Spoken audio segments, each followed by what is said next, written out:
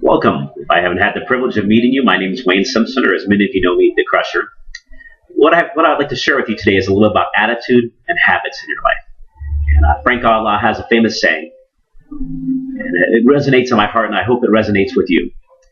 Watch your thoughts, for your thoughts become words. Watch your words, for your words become actions. Watch your actions, for your actions become habits. And watch your habits, for your habits become character. And watch your character, for it is your destiny. Our thoughts are seeds of future deeds, and so often how we think and believe about things affects how we live our lives. And it affects the circumstances and where we go, where we direct ourselves. So often I find myself in life where I've become what I call a victim mentality, or a victim of stinking thinking, where we believe that our attitude is something that happens to us each day rather than something we choose.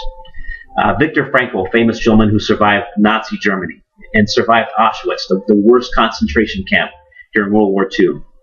Viktor Frankl saw his wife die in concentration camp. His mother was gassed in the gas chambers, and his brother died in the mines of a concentration camp. Viktor Frankl was stripped naked.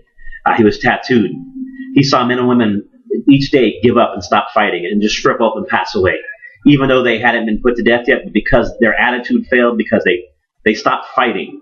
They got so tired. And then maybe some of you in your life today at a point where you're sick and tired of being sick and tired, where you just feel like it's been such a struggle and you feel like you can't go on. And I want you to think about what Viktor Frankl said in that moment. Viktor said, everything can be taken from a man or woman but one thing. The last of human freedoms is to choose one's attitude in any set of circumstance, to choose one's own way. Guys, that is powerful. That someone who survived and went through those kind of circumstances. You know, if I wake up in the morning and I don't have hot water, or someone cuts me off in traffic, suddenly my whole day is ruined and the course goes off track.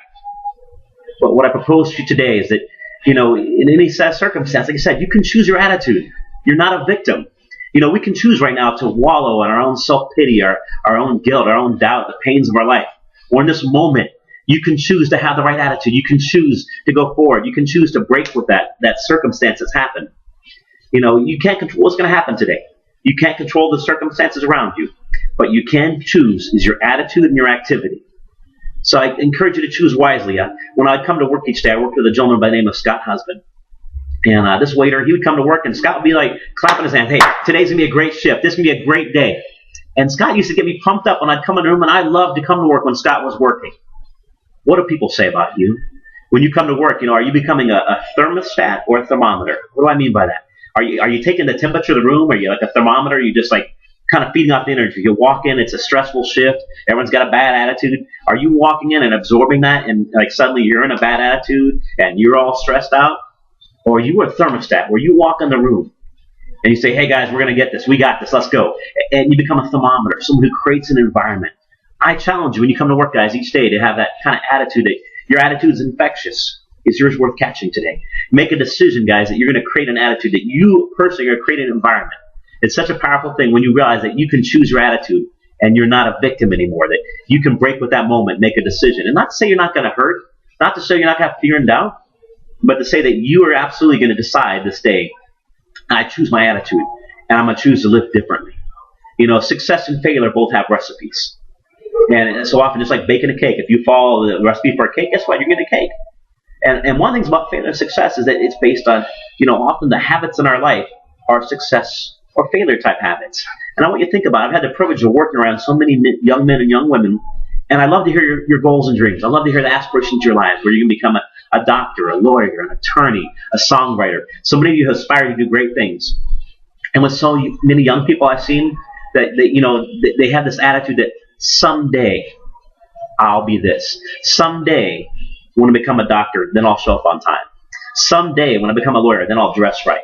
Someday when I become a nurse, then I'll learn the material and study and become great. Then I'll become great at my craft, my profession. One of the things I have the privilege of doing is when I walk behind our bars and talk to our guests, I get to meet different guests. And I was talking to one gentleman one night, and he was a train track inspector.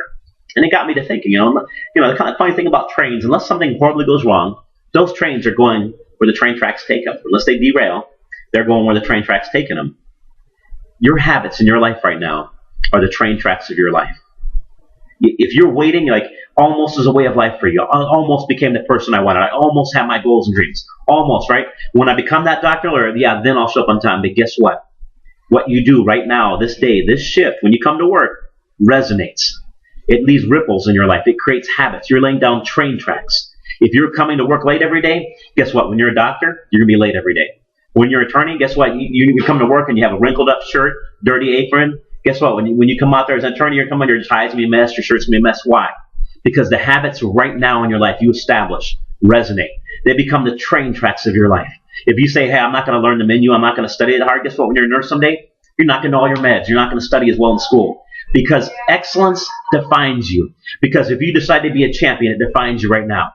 You decide you want to be a winner in life. What you decide to do on the job right now follows you the rest of your life. It's like a ripple in a dadgum pond. You throw a pebble in, it spreads out, right? What you do each day resonates and makes a difference.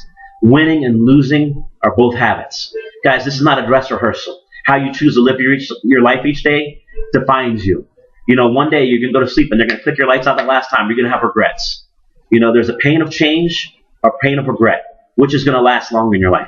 Make a decision today to change, to grow. Make a decision today that you're going to choose your attitude. Make a decision today that, yeah, you're going to treat this life seriously. You're going to create habits in your life. It only takes 21 days to create a new habit. You have the ability right now to change the course of your life this day if you make a decision. Guys, I challenge you out there. I dare you out there to do great things in your life. I challenge you to realize you're no longer a victim. You can choose to have a great attitude today. You can choose to change how you think about things. You can choose how you want to live your life and where you want your life to go. I dare you, I challenge you, and I expect great things from you. And once again, I remind you to watch your thoughts, for your thoughts become words. Watch your words, for your words become actions. Watch your actions, for actions become habits. And watch your character, for it is your destiny.